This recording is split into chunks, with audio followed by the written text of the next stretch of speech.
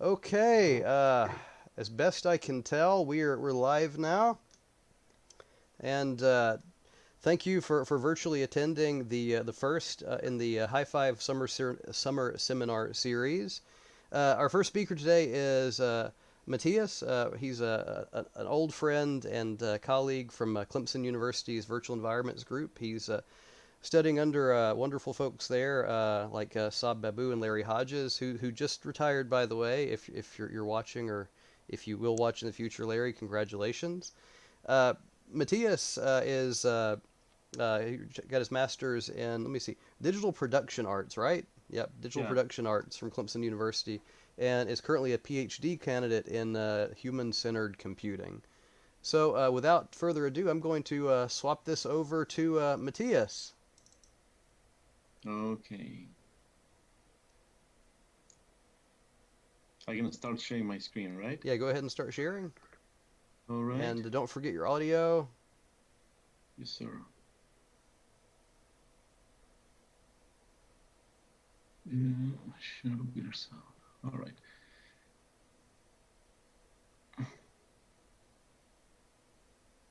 All right. Thank you very much for that introduction. It's a pleasure to be presenting in these seminars. My name is Matias. I'm a human-centered computing candidate, and my specialty is virtual humans. I'm part of the virtual environments group. As you can see, it's a big family. And today I'm going to be talking about the impact of virtual human animation and nonverbal behavior on users' visual attention and emotions, okay? Why virtual humans? Well, first, virtual humans are not just interesting graphics. Virtual humans are tools. These virtual humans can be used for training, for instance, medical personnel, or they can portray a medical professional and provide mental counseling, for instance, mental health counseling, right? Virtual humans are tools. That's the key takeaway point. Lately, because of computing power and better rendering solutions on real time, virtual humans have been extensively used for crowd, right? And basically, in these scenarios, we can study human reactions, right? And we can create a virtual humans crowd and replicate this many, many times and understand how people behave, right? Perhaps in an emergency situation. So today I just bring you two stories. The first is a human conversing and having an interaction with a virtual patient. Here I analyze visual attention, users' visual attention, and then I analyze how users react when they are interacting with emotional virtual humans, part of a crowd. These are the two stories I bring you today. Let's start with the first. So this is called empirical evaluation of virtual human conversational and affective animations on visual attention in interpersonal simulations. This is the dream team, by the way. So for this study, we posed two questions. The first was, does visual attention increases when a virtual human is animated? The second, do conversational animations matter more than idle animations? And we understand conversational animations, lip sync, joint gaze, everything that involves facial expressions and perhaps even body posture when there is a conversation, right? On the other hand, idle animations are those that convey lifelikeness, like breathing, um, changes of postural shift, etc. So for this study, we use a training simulator, right? This is called rapid response and basically portrays a virtual patient. By the way, this tool is currently deployed in St. Francis Hospital in Greenville. Medical personnel from this institution advises us on how to create all the behaviors of the virtual patient, all the tools, everything is carefully measured and controlled. In this simulation, nurses trained on how to detect symptoms of deterioration of patients, right? They interact with the patient and they were taking notes. So let me show you a demo. So you can get information by using the tools where you can get the virtual patient's vitals, blood pressure, heart rate, temperature. You can listen to his lungs, heart, abdomen. But also you can ask him questions.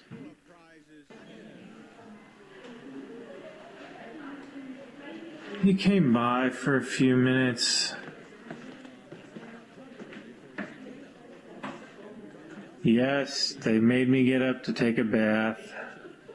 All that information is saved, so you keep track of the progress of the patient. His name is Bob, by the way. So there is another component in this simulation, which is deterioration time steps, right? If you can see on the top, there is a timeline. So basically Bob, or the virtual patient, his health decline as time progresses, right? After all, this is a training simulator. We can see this health declination on his appearance, body posture, vital signs, his cognition declines, and his temper, he gets rude. So let me show you the progress of deterioration of the virtual patient.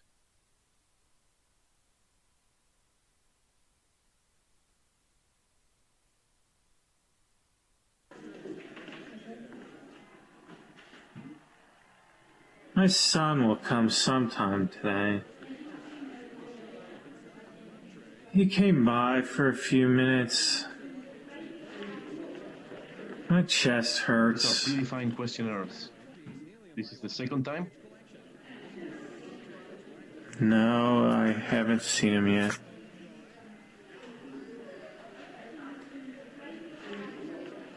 Doesn't matter where I am. I can't breathe whether I'm in bed or in the... No. Who cares? I just need to breathe better. And this is the fourth time. He's really sick. I can't breathe. Help me. Cannot get comfortable. I cannot find a position that helps me breathe better.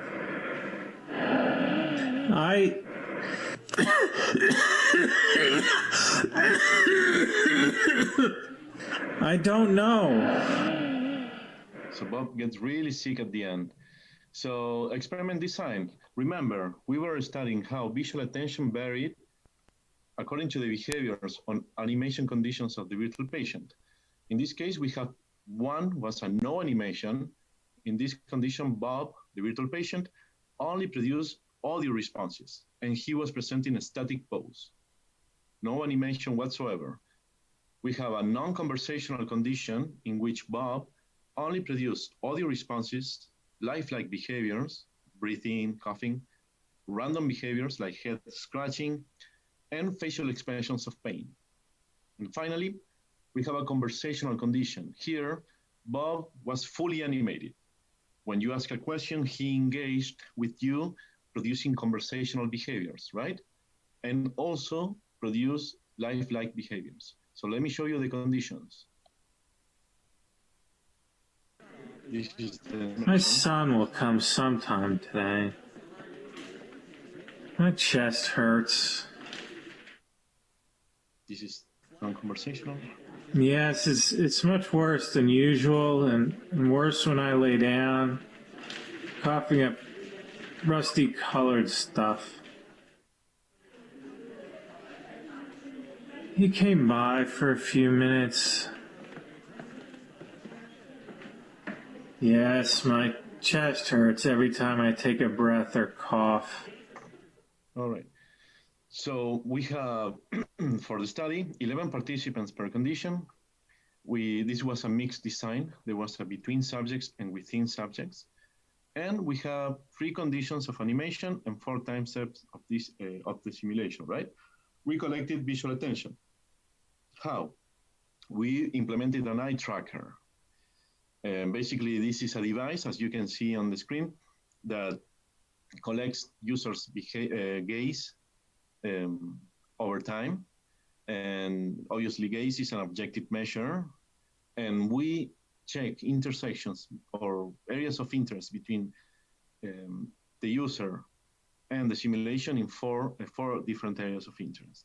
These are UI, the virtual human, the environment, and the tools. So when the UI was on screen, we check for intersections. We increment the time towards the virtual human, the tools, and the environment, right? We check gaze and visual attention between all these four elements. Let's talk a little bit of the results. So to the question, how does visual attention differs between the UI, the virtual humans, the environments, and the tools?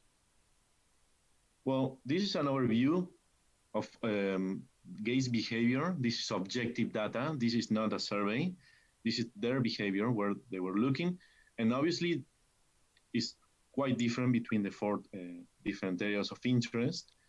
If we analyze the environment alone, gaze or interest decreases as time progresses. This showed that users knew where to look, right? At the beginning, perhaps they were a bit lost, looking all over the place.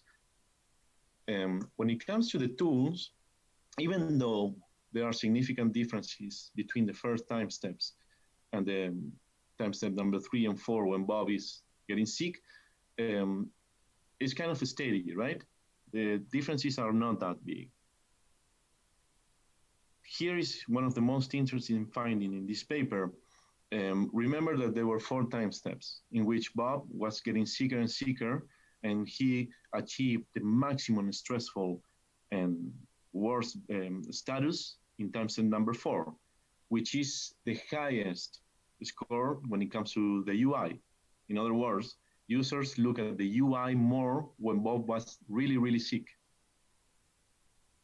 On the contrary, when Bob was really sick in time step number 4, users do not look at him. The gaze behavior decreased, right? You can see. We have another question.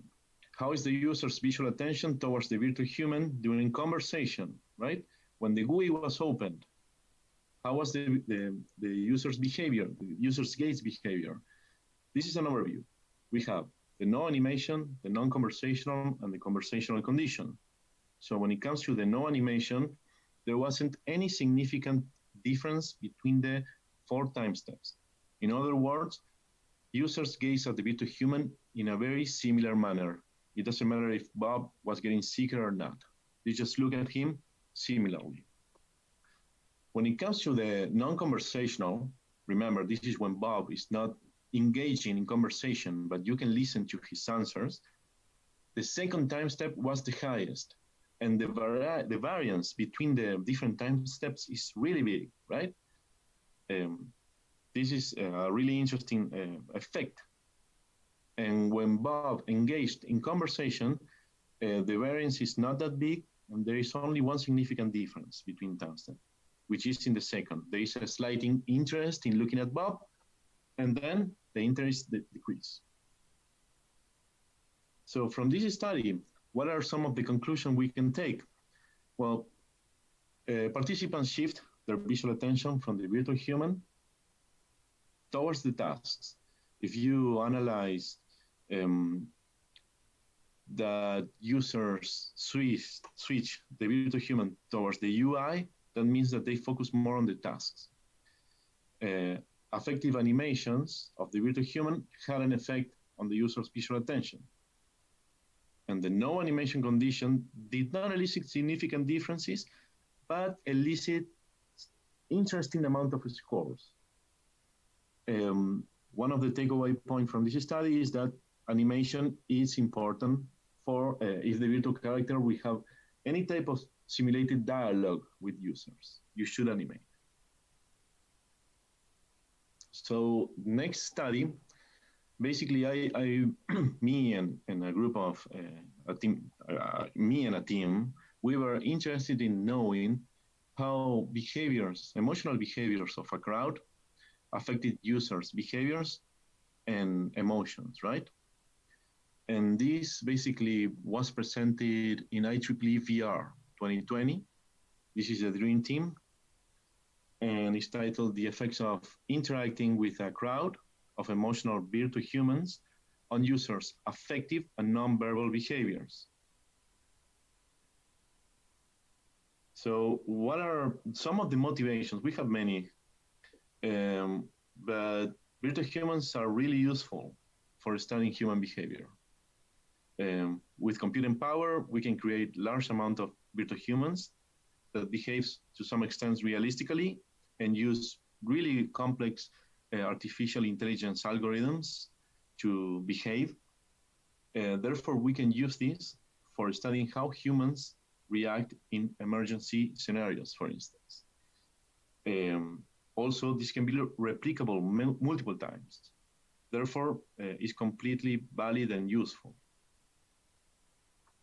In our case, we created a simulation of a virtual market.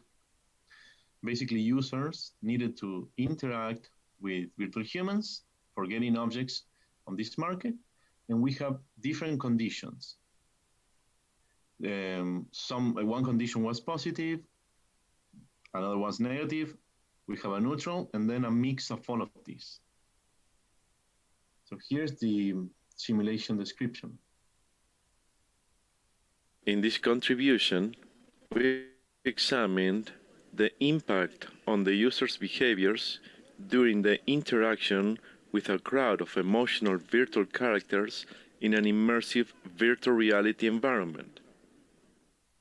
The participants' task was to gather a list of 10 objects that are commonly found in markets. Users asked virtual agents through natural language the location of the shop that sells this product. Hello? Hello, how are you? Where can I get tomato? Go in this direction. Thank you. No problem.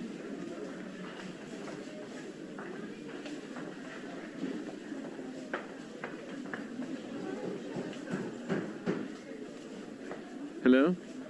Hello, how are you? Do you sell tomato? It's on the table.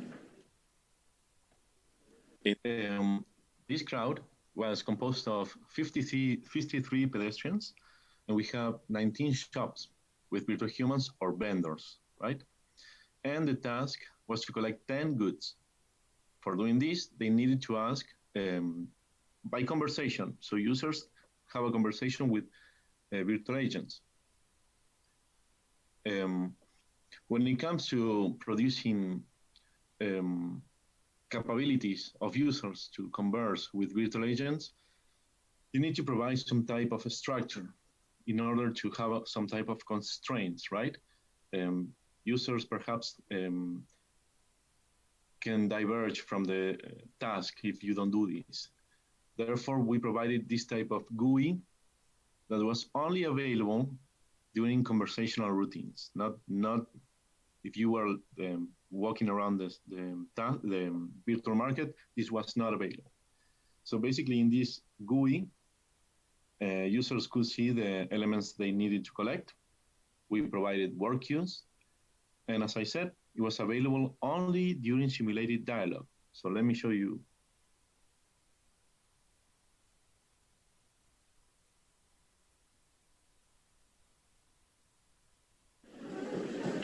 Hello? Hello. I'm looking for banana. Go to that shop to get that. Thank you. Hello?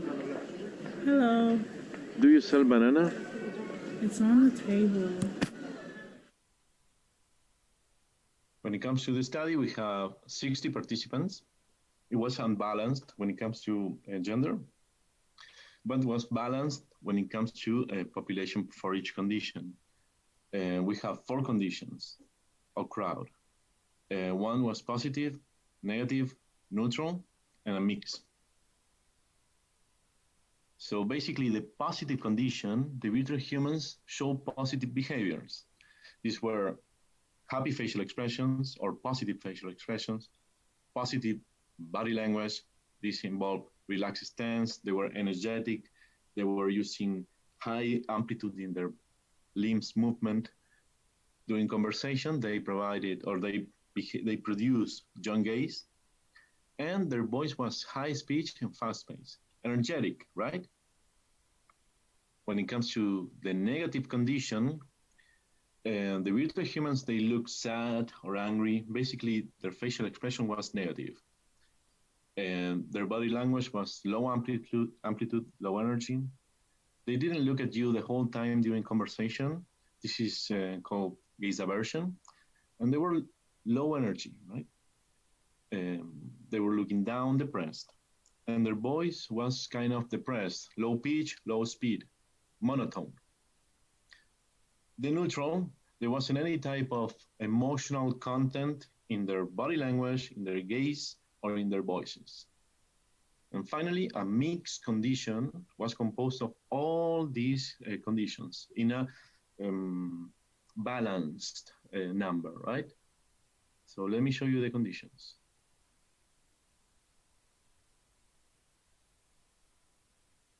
Hello? Hello, how are you? I'm fine.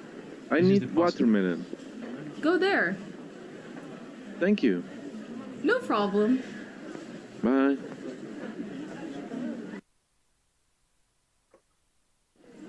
Hello. I need cabbage. Go there. They look really depressed. Hello? Hello. I need cabbage. Walk straight and the shop is on your right-hand side. Hello? Hello, how are you? I need cabbage. Go in this direction. Thank you. All right, so what were the hypotheses behind all these conditions and investigation? We have two. So first, we expected that users' emotional disposition to be similar to the virtual crowd emotional state. This is commonly known as emotional contagion effect. Basically, it has been shown in studies that when you interact with someone that is positive or negative, you tend to experience the similar emotional state. The second hypothesis was that users in the positive condition will interact more frequent and more time than users in the negative condition. So what were the measures? So we have objective measures and subjective. When it comes to objective, we collected users' electrodermal activity. This basically is when humans get aroused, we sweat, and this device is able to capture the electrical conductivity in the skin that is associated with arousal. So this wavelength of electrical conductivity can show us if there was any type of emotional affect in users. We also collected the total number of interactions, the total time of interactions, the ratio of interaction time, and the greeting count with pedestrians. When it comes to subjective measures, we collected the DES survey, which measures emotional reaction or emotional state, and a qualitative survey. So the DES basically is a survey that is composed of 30 categories that can be categorized into 10 emotions. These are interest, joy, surprise, sadness, anger, disgust, contempt, fear, shame, and guilt. What were the results? When it comes to EDA, or electrodermal activity sensor, the positive condition was significantly higher. The users in this condition exhibit a higher amount of arousal when they were interacting with the virtual agents. The negative was the lowest.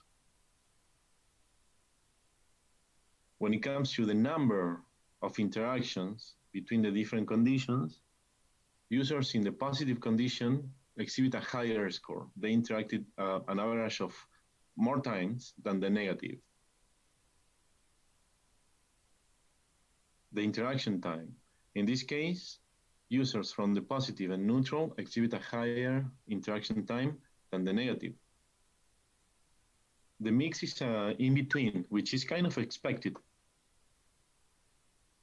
When it comes to the subjective measures, we only found that users in the positive condition have a lowest score than users in the neutral. We remember that we had 10 different categories, and this is the only one that was significantly different. Therefore, we cannot say that there was a strong emotional reaction or contagion on users. When we talk about the ratio of interaction time, users in the positive condition exhibit a higher than in the negative. And users in the positive condition exhibit more greeting words like hello, how are you, goodbye, than in the negative.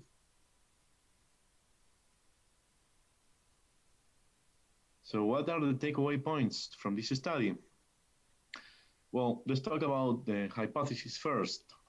One, we expect the hypothesis states that we expect users' emotional disposition to be similar to the virtual crowd. Results show that users were not deeply emotionally affected by the virtual humans. Only anger, the ES dimension, was significantly different between groups. And we have electrodermal activity that is arousal, but we cannot claim that this is what happened. We can partially support this hypothesis. The second hypothesis is users in the positive condition will interact more frequent and more time than users in the negative condition. Data shows that this happened. Users interacted longer and more times with the positive agents. They were more interested in engaging in conversation with them. So we can support this hypothesis. So what's the takeaway point from these two studies, from visual attention and emotional reaction? Well, when it comes to dyadic interactions, one virtual human and one user, we can say that affective animations elicit higher visual attention interest. And no animation did not elicit any significant difference between them, but the scores were kind of high unexpectedly.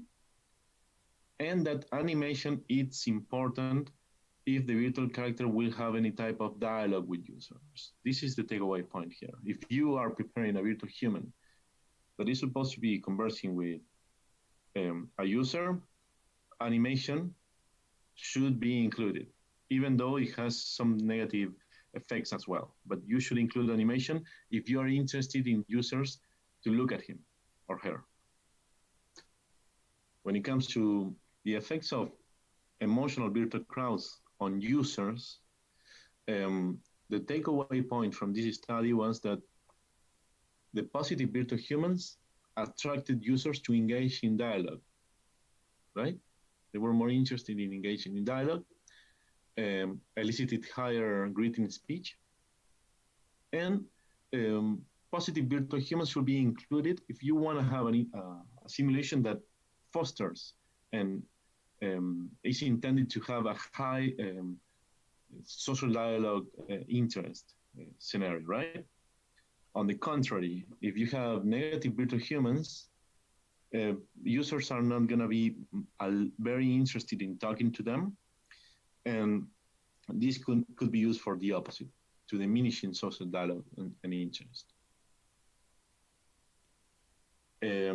Thank you very much. Those are the two stories I brought for you today.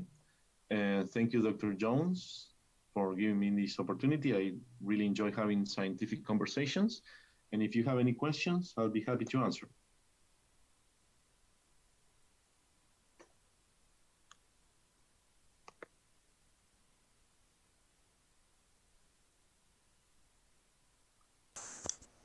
All right. You know, when we do this in person, this will be the point where we say, let's thank our speaker, and we all clap. So I'm going to clap on behalf of all you people watching. Matias, if you could switch your mic back, or your camera back on.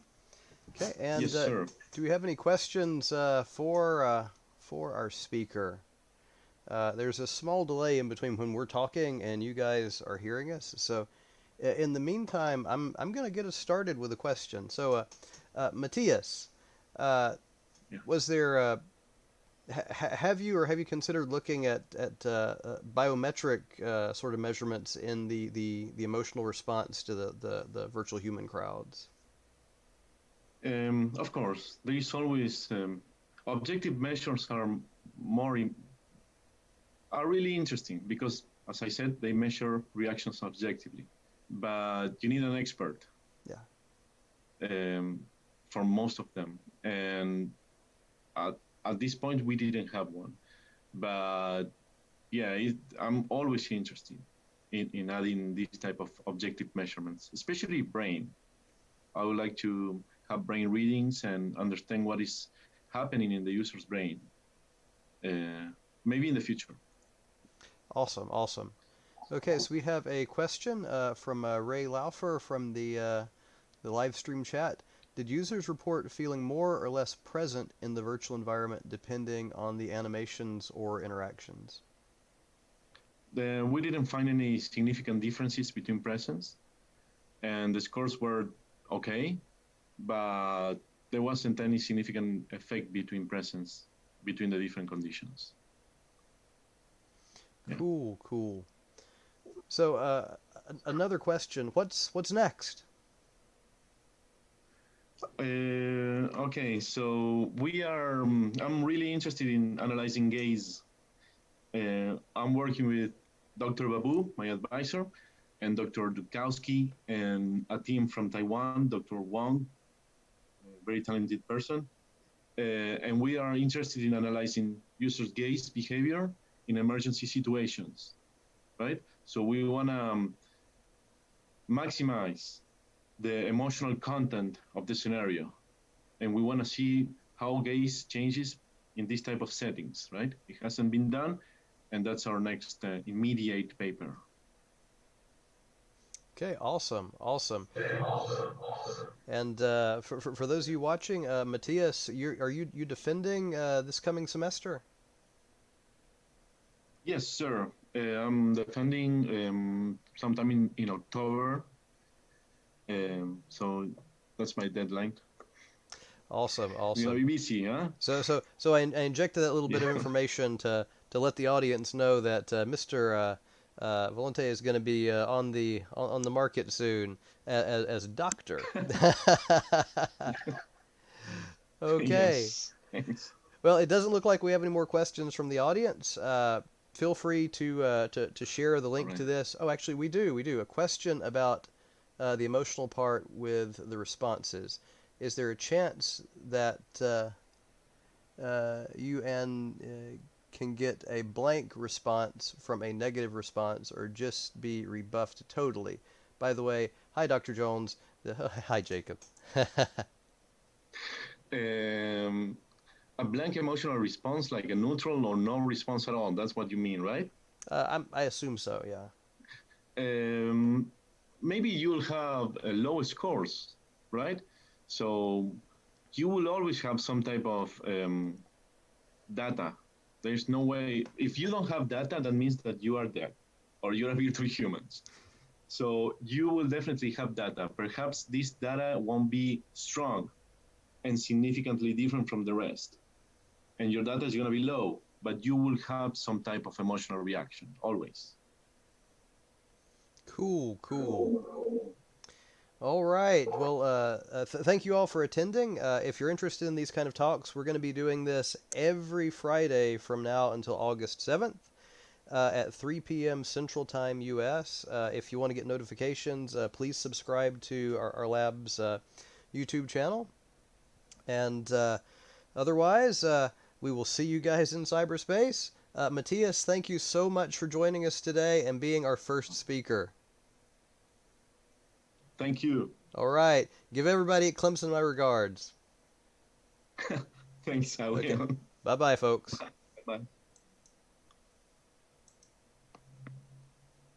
Okay, Matias, we're